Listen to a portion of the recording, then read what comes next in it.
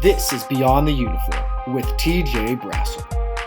Well, welcome into another episode of Beyond the Uniform. I'm your host, TJ Brassil, and I know we just finished season 2, haven't quite started season 3, so we're going to call this like a special edition episode. But when track and field royalty decides, yeah, they'll come on the show, you don't turn that down and you don't wait. So with that, I would like to introduce four-time Olympic medalist from Trinidad and Tobago and current NBC Sports lead analyst for track and field, Ato Boldon. Ato, thank you for joining the show.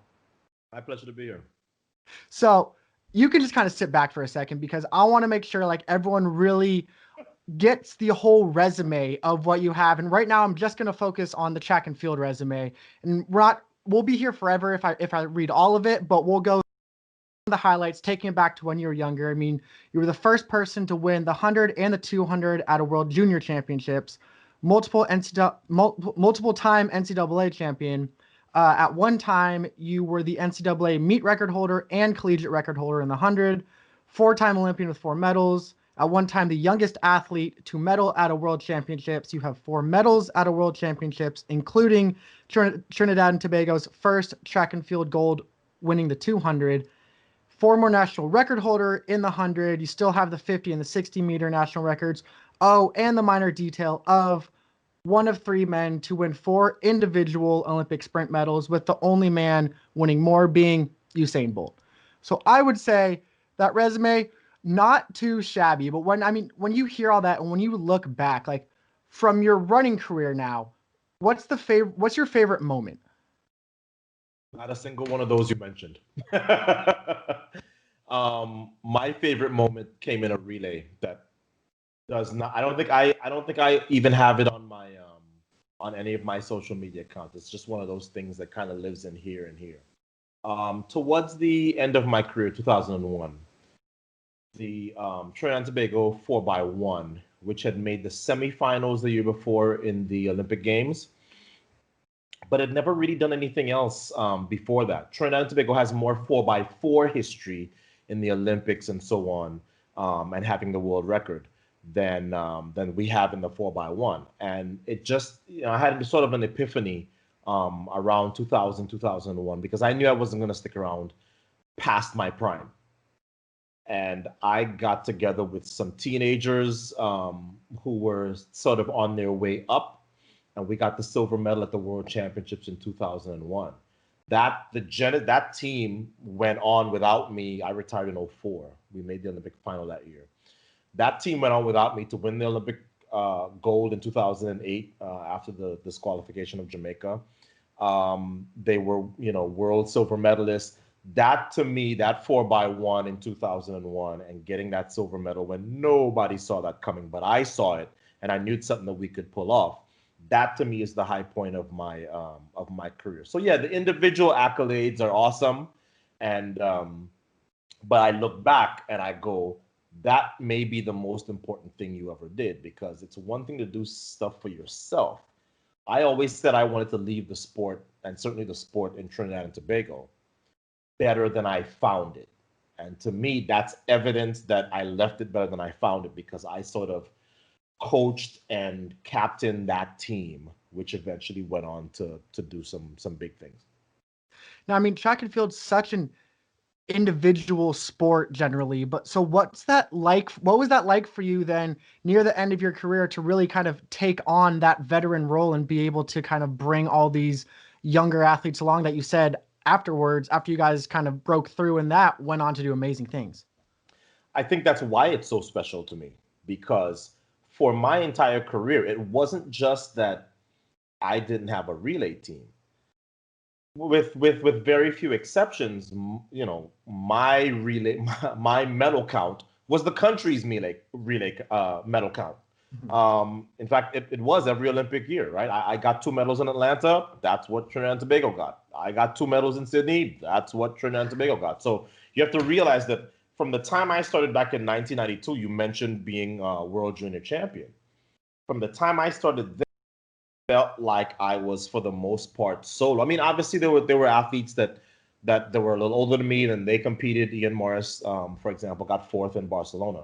But in terms of medals, it was just me kind of towing the line. And then 9 years later in 2001, I look up and I go, wait a minute. There are guys on this team who can, we can get together and get this historic medal. So I think it's because I had spent my entire career just focusing on my individual pursuits that when something like that comes up and you see it completely differently, in terms of a team goal, that's why it's so special to me, because I didn't think at any point that I was going to have that opportunity. Now, a moment that kind of stood out to me when I was reading through some stuff, I read a story about, I believe it was the 96 Olympics, when there was a psychic involved who was kind of like predicting some of your races. Can you tell me a little bit about that story? I'll give you the short version. So there was a psychic back in Trinidad. I assume she's still there. I don't know.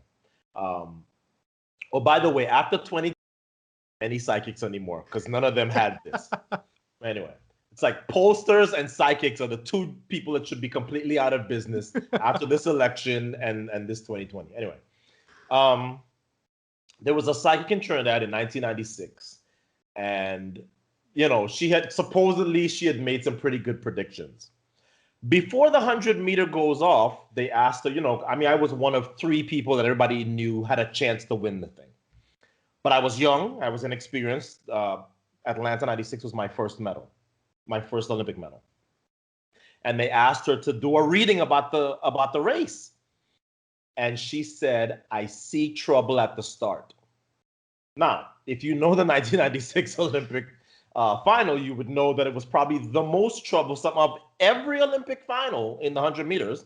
It's probably been the one with the most drama, right? Because Linford false starts twice. He gets thrown out. I get called for a false start, which I look at it now and I go, really? Anyway, so because she was so accurate in the 100, they went back to her and they were like, wow, you had the 100 like dead on. What do you see in the 200? And she goes, I see glory for him. I see glory for our guy. So, of course, this is pre-internet and all that stuff. I mean, it's not the way we communicate now. So it got back to me. I'm at our house in Atlanta, and it gets back to me that, hey, this psychic was right about the 100, but she sees glory for you in the 200. Now, of course, I'm running against Michael Johnson and Frankie Fredericks. I am the youngest person, I think, in that final. Maybe Obadeli Thompson, if he was in that final, was younger than me. But I am certainly one of the most inexperienced in the 200-meter Olympic final.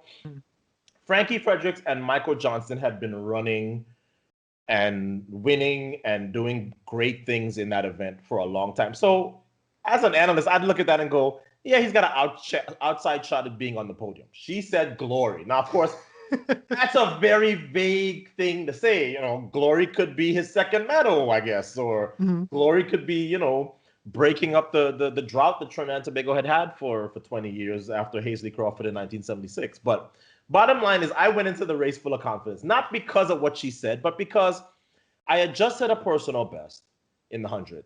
I had broken the national record, household name back home, broken the drought of 20 years that we'd had, all of those things. And not only that, I knew I had nothing to lose. I didn't feel I have never gone into an Olympic final with less pressure. I went into that race thinking, they got to beat me. I don't have to beat them.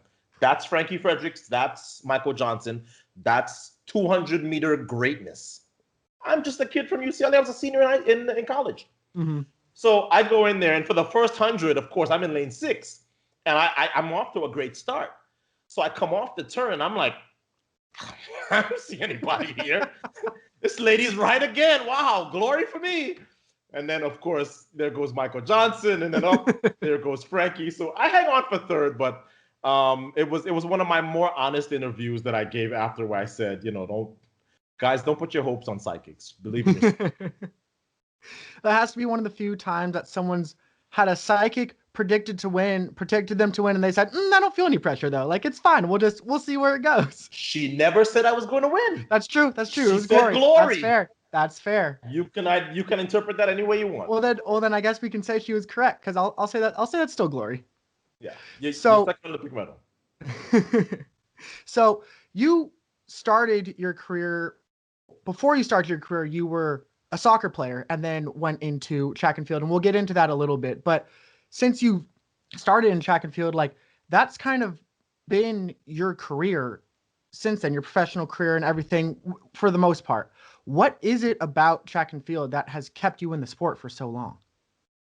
Just a real love for it, a real pure love for the sport. And I think I look at my life now training NFL guys, NFL hopefuls, and coaching high school and now professional athletes, professional sprinters. And I go, yeah, this is everything that I do in my life now is almost an expression of my love for the sport. I had this conversation with somebody about my broadcasting. They're like, oh, yeah, you're Mr. TV. I said, I got over the whole being on TV to a billion eyes on NBC, maybe in the first one I did in Beijing, because what I really enjoy about television, especially in America, which does not pay attention to track and field more than, oh, wow, that NFL player has world-class speed, is a chance for me to express my love for track and field to an American audience and to an audience that doesn't really, track and field is not given the, I think the reverence that it should be in this country. So for me, I think that's the biggest thing about it. So yeah, I look at my life and it's all about expressing my love for, the sport that I love the most.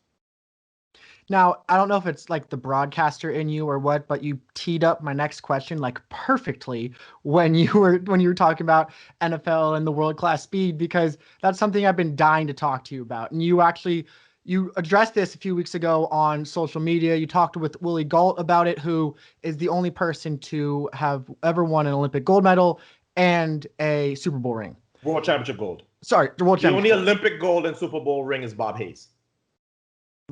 Thank you for correcting me. But that being said, so you guys talked about how NFL athletes, anyone fast in the NFL, everyone always just says, oh, they have world-class speed. Like they could be in the Olympics today, when that's not really accurate at all. But my first question for you is like, okay, so how do you define world-class speed? I feel like is the first way to kind of have to go about this. World-class speed is somebody who is capable of contending at the Olympics, not competing, contending. So that means you're in the final. Maybe you just miss making the final. That to me is world-class speed. So it's a term that gets thrown around a lot, but I think that there's sort of there's a gap between what people think and what really is. And I'll give you a very good example. It literally came across my mentions 2 hours ago. This guy says to me, no disrespect, but I know speed when I just know speed when I see it. Tyreek Hill, DK Metcalf, Daniel Jones. I haven't even brought up the speedsters from the past. These guys are world-class athletes, and give them some training and they are right there with the fastest in the world. Now, for the first thing is he thinks Tyreek Hill and DK Metcalf have similar ability. They do not. He says he knows speed. Sure you do. These guys are world-class athletes. I agree. Mm-hmm. I agree. And this is where it starts to become a little dicey, because it's not that when you see me say that, I'm saying that these guys are not world-class athletes. Absolutely. I trained Patrick Peterson. I trained a bunch of guys who are now in the NFL. Mm-hmm. I know how phenomenal they are in terms of athletic ability. But I do make the distinction between being great athletes and having world-class speed. And that's the thing that I think a lot of people miss out with. And then, of course, the end of this thing where he says, just give them some training and they're right there with the fastest athletes in the world. It's like, no. Now he's gone completely off the rails. But I read stuff like this and I go, it's important for me to continue to remind people or even educate, even if some of them don't want to hear it because they're convinced. Because what he is saying is what most people think. Mm-hmm. Take any NFL receiver or anybody who's fast in the NFL, take off the pads, coach them up a little bit, boom, Olympic medal. They could not be more wrong. And that's why I had on Willie Gault, because Willie Gault used to be one of the fastest men in the NFL, if not the fastest. but he also made U.S. teams. He was on that team with Carl Lewis in '83 at the World Championships.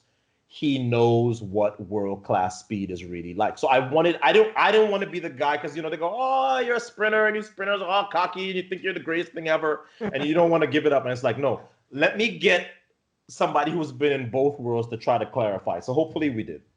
So, do you think it's just really a lack of knowledge, or why is there this misconception of people seeing this and then just being convinced, no, they're in the NFL, they could do this too, just give them some training? Because you see it spit out at you every Sunday. Everybody returning a kick, burning a defensive back. I am as big a football fan as there is. I'm a 49ers fan. And I turn on the TV on a Sunday and they're like, yeah, look, this guy's got world-class speed. He doesn't. You can be very fast and not have world-class speed. It's like watching somebody training in the gym and go, wow, this guy's got great hands, or he throws a mean punch.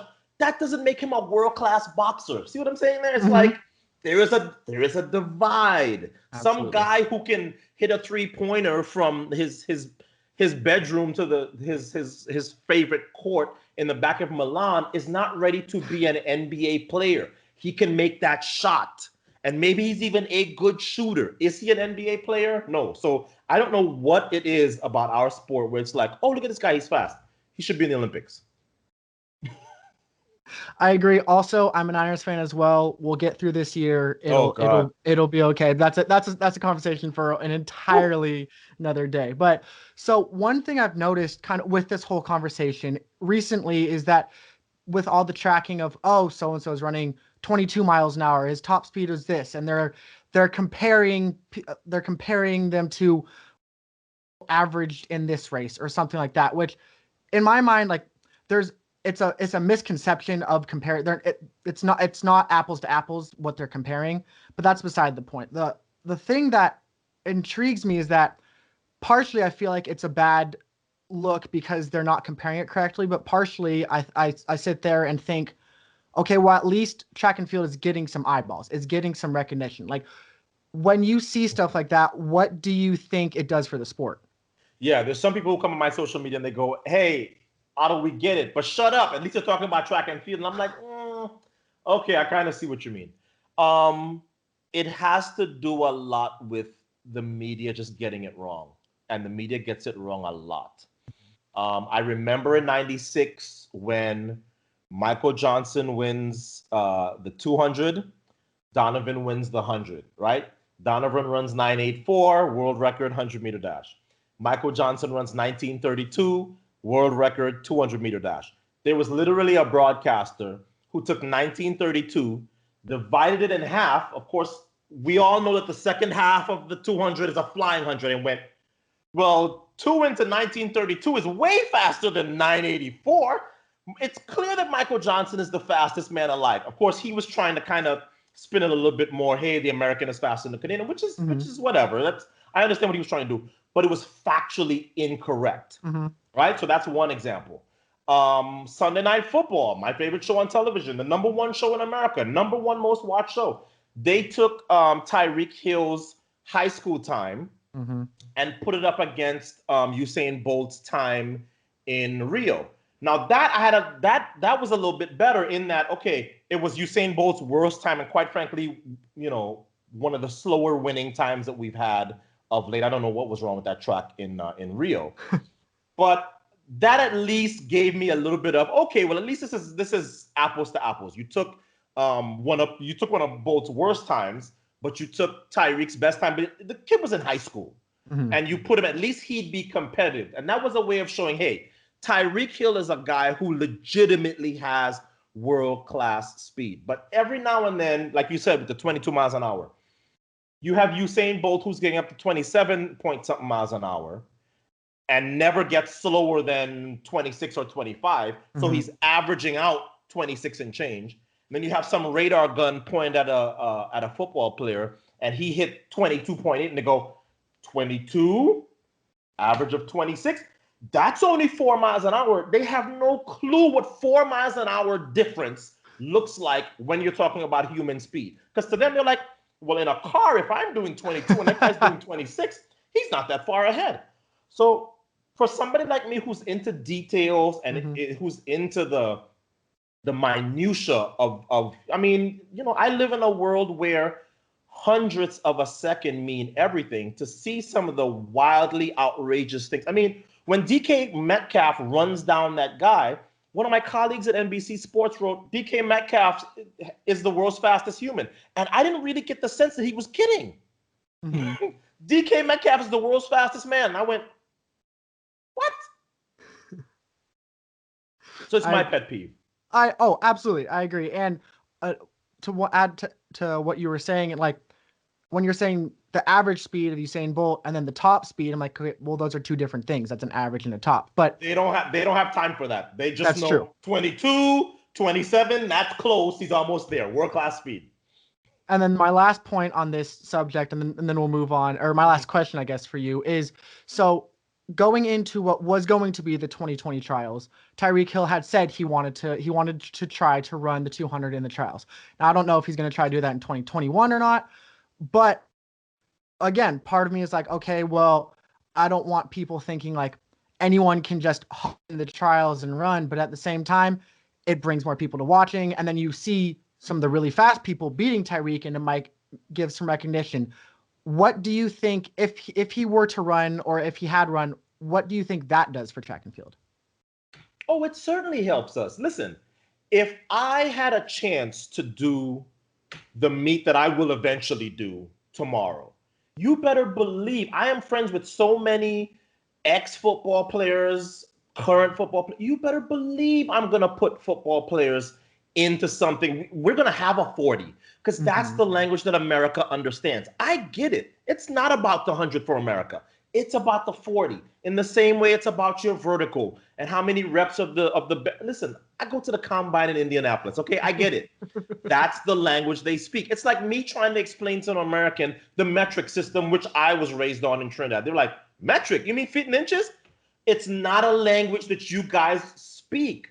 So to me, somebody like a Tyreek Hill showing up at the Olympic trials, I'm in that booth. You better believe I'm going to sell the hell out of it to an American audience. Hey, you're always hearing NFL guys having world-class speed? Here is somebody who I think actually does. Let's see how far he can get. Now, having said that, as somebody who trains pros, high school stars, and pro football players, it's a different body that Tyreek Hill has now. That body that he had that ran 20.1 in high school has bulked up a lot since then. He has to be an NFL receiver and returner.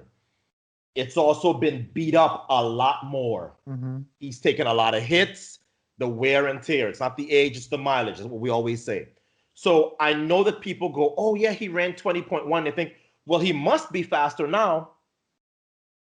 No, because if he ran 20.19, if he was able to match his high school PR, he'd be in the Olympic trials final. He wouldn't make the team, but I think he'd have a shot to make the final, and that would be great.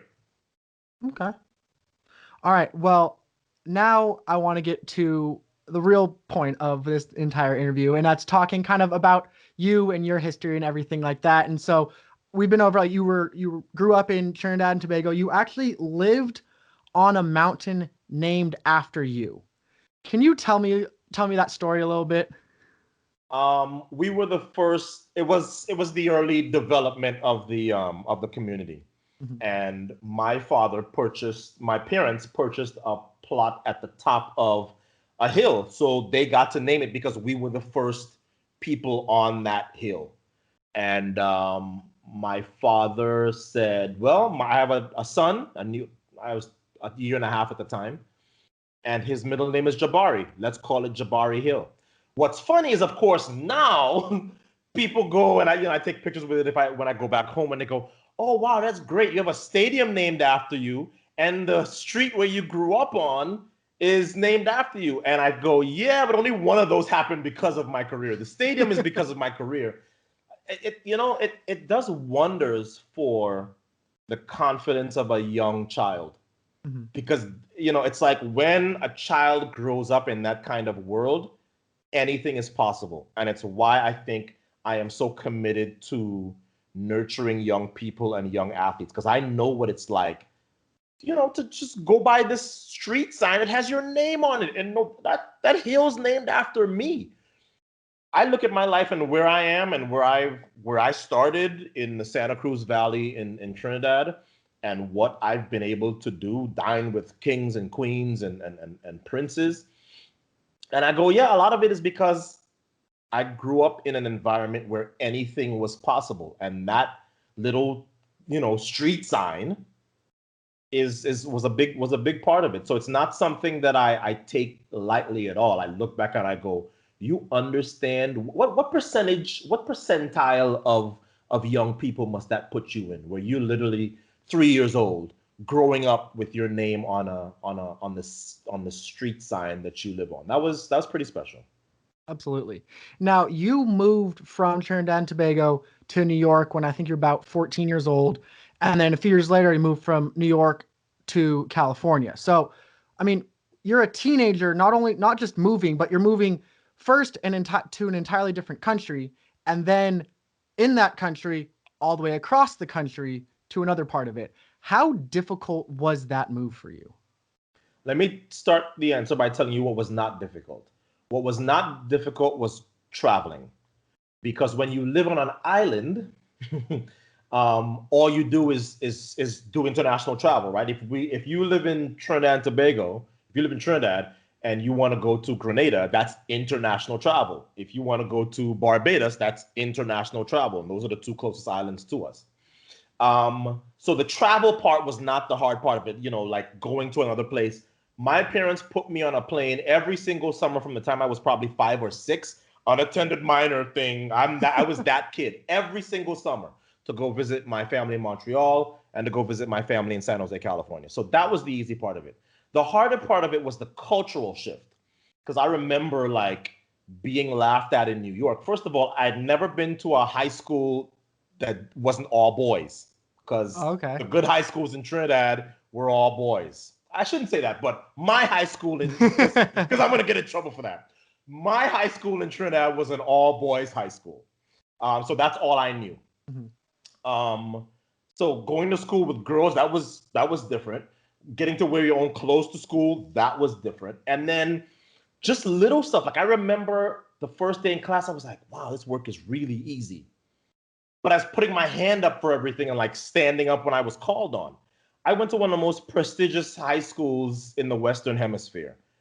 You did not answer a question just by blurting it out, or you had to raise your hand, you were called on, and you stood up and gave the answer. So a lot of the stuff that I had been so conditioned, it's almost like a guy getting out of jail and he's like, he's got to raise his hand to go to the bathroom. That was me when I went to New York. And I remember everybody like laughing at me, like, what is wrong with this guy? Like, just say, just blurt out the answer if you know it. So the cultural shift, especially at 14, I think was a lot more difficult, but sports saved me, because I went from the very uncool, weird guy with the accent in high school to, oh, but he scored 4 goals last weekend, and then eventually, he's the fastest in Queens. Mm-hmm. So, and I mean that kind of leads into the next question, which is, so New York is where your soccer career essentially ended and your track and field career essentially began. Like, how did that all come about? I did not have very good results in track and field back home in Trinidad. I was okay, but I always say my athletic gifts came late. I graduated high school in San Jose at 145 pounds and 5'8". So I was getting there, but I was always a short, skinny kid. There's nothing about me that said world-class sprinter. If you'd have, on the day I left Trinidad at 14, if you'd have told them, yeah, I'm going to be back in, 4 years, 5 years, and I'll have the national record and be the first sub 1,000 meter performer, those people would have had you fitted for a straitjacket. So my athletic gifts came late, but giving up soccer wasn't that hard, because I think that at my core, I am sort of a loner. So the team thing was cool because, again, culture shock, and you're the new kid in a very big high school. And it gave me, I think, sort of a group to hang out with. Most of the guys on the soccer team were either from Jamaica or Trinidad. And I am half Jamaican. My mother's Jamaican. So that was an easy fit for me. But when the guy discovered me comes to me and he says, in this sport, you are completely responsible for the outcome. I think something in me just went, oh, yeah. So I played one more year of high school soccer out in San Jose. But you're right. For all intents and purposes, that was the end of my soccer career, and the beginning of my track and field career, because 1 year out of high school, I was in the Olympics. Now, I'd read a story of when you were at school in New York and you were the fastest sprinter on the team and your relay was going to pen relays. And your coach decided to make you guys do a runoff to be on the relay, even though you were the fastest, and you were not about that runoff. And so you decided to just false start because you're like, no, I don't need to do this. And your coach actually left you off of the relay. And a few years later, you came back to that coach and you were like, thank you for doing that. It kind of taught me some lessons. What do you remember about that whole experience? I don't know who keeps publishing these things, because some of these stories I am thinking are just like buried in my head and my heart forever. And then somebody like you comes and you're like, yeah, this story. And I'm like, who is giving out these stories? I think it's kind of accurate. What happened is it was a runoff for the 4x4. Okay. And to me, it was like, I was kind of rolling my eyes because I had my analytical brain back then. And I was like, there are not 4 people. I was the Queens County champion. I'd run 48.4 the first time I ever ran a 400, my junior year. And I didn't know what I was doing. I was basically just hanging on to the end and then just like passing everybody. And here he was making me run off to see who was going to be the fourth to run at pen relays. And I was like, oh, I'm going to show him. I'm just going to false start out of this little time trial he's having. And I may be remembering it wrong. It was literally 30 years ago. But I think what he did was, even though I false started, he still put me in there and made me run. But he took me out of the 4x1 because it was like we were running the 4x1 and the 4x4. But he was making me run off of the 4x4. And he was like, oh, I'll fix you. The one you want to run, no. The one that you're trying to get out of, that's the one you're going to run. So, but Joe Trupiano is the guy that discovered me at Jamaica High School in Queens. And if you look up Italian track coach in the dictionary, you'll see a picture of him. But I always say New York made me tough because, it's a spring sport. And a lot of times it would not be, the warmest in April when we were going to Brooklyn to run at Midwood Field and some of these places. And it made me tough because I think I was kind of sheltered in Trinidad. Grew up, kind of upper middle class, never really had, never wanted for anything. It's the first time I had to really push for something I wanted. Now, out of high school, you were recruited by some big time colleges and you eventually end up going to UCLA, but first you decided to go the JUCO route for a bit before you went to UCLA. Why did you decide to do that? Best thing could have happened to me at the time. The very short version is I was getting way too full of myself my senior year in high school when I moved out to live with my uncle.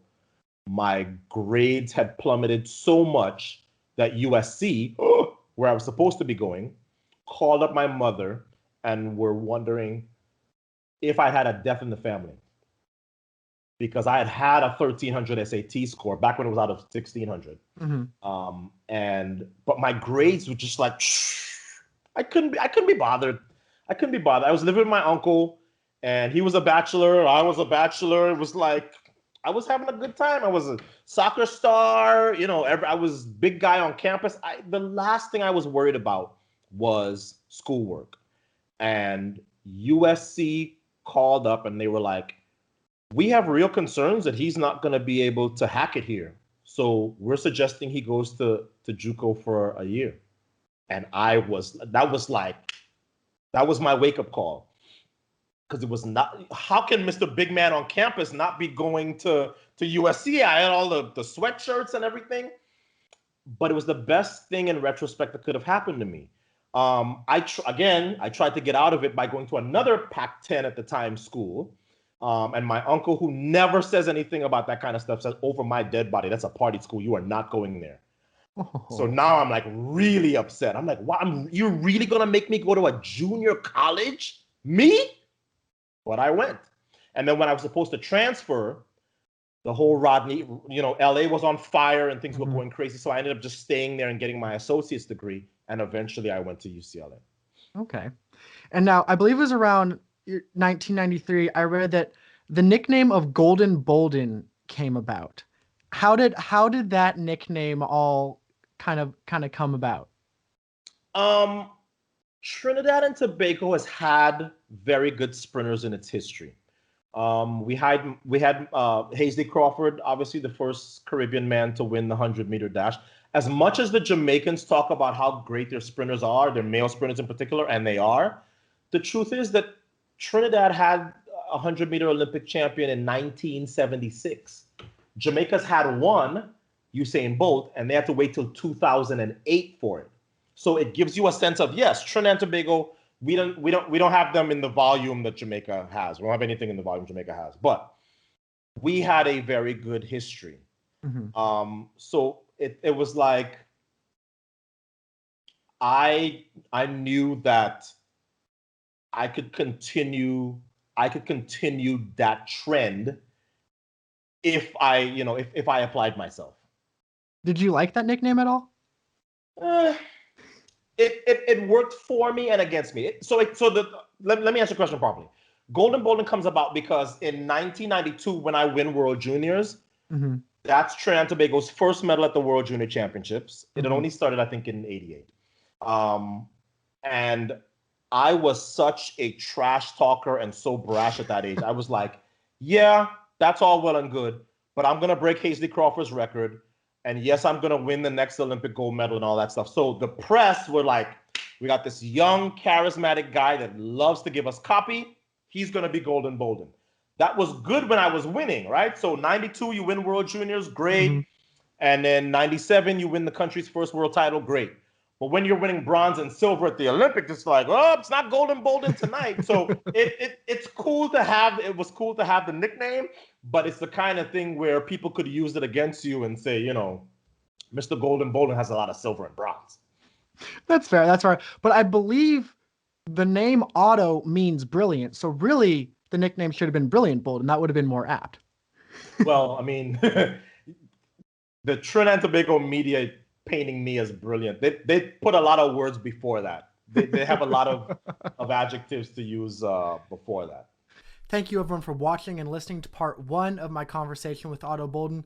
Join me again next week as I premiere part 2 of that conversation. And be sure to go subscribe if you haven't yet so you don't miss any of these episodes. And go check out episodes you might have missed from season 1 and season 2. You can also now follow the blog at beyondtheuniform.wordpress.com as I expand on all of these episodes, and go follow the Instagram at beyond_the uniform. And don't forget, every athlete has a story. You just have to listen. I'll see you next time.